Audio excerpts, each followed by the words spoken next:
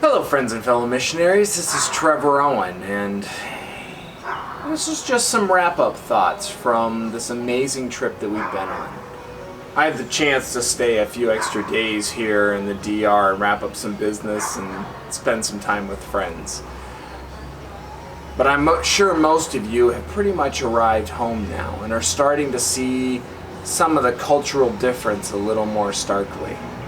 I mean, the first time you turn on the water and brush your teeth as opposed to using one of these, it's always been a little disconcerting for me. Or the shower water runs hot, or the whole house air conditioning kicks on, whatever it is.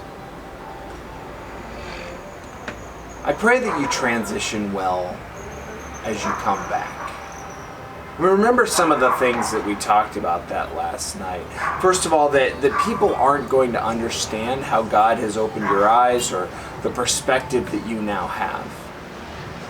That they've just been doing life for the last 2 weeks, and it has not been the same level of spiritual, emotional, and cultural intensity that you have. So have your 30-second story form.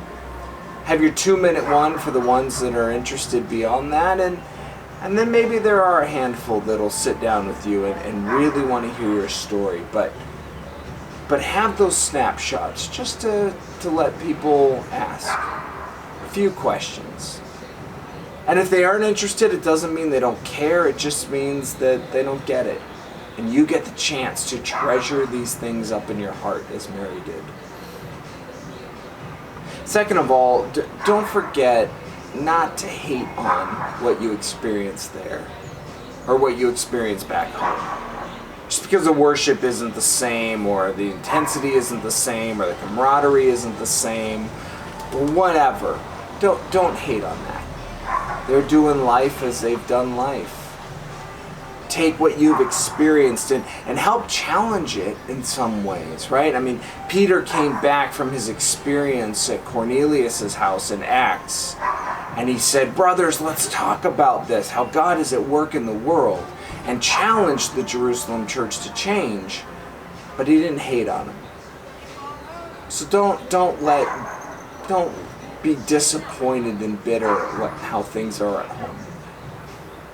And finally, whatever it is that God has challenged you with, whatever he has done in your heart, let that transform you.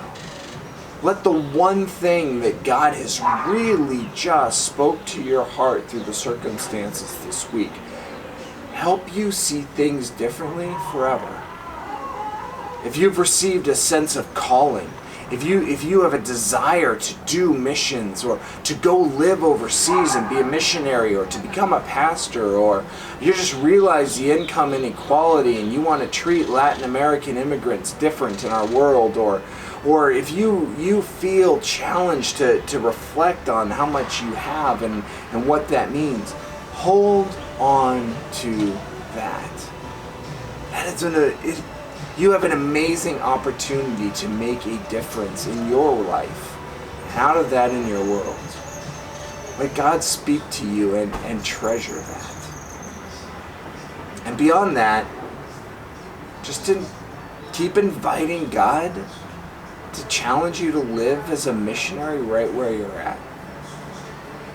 You're there for a purpose, and this was an amazingly intense, awesome experience. But you can take this kind of intentionality into your world. Are there people in your schools or your work or wherever that need to hear the love of Jesus? You can pray with people on the street. You can pray with your neighbor. You can talk about faith in life. Take some of what you've had here and do it well there. Because we're always missionaries. That's why I always conclude with the challenge to stay on mission. Because no matter where you're at, God is at work. We just need to join him. Thanks for the opportunity to travel with you. And I pray you stay on mission. We'll see you out here.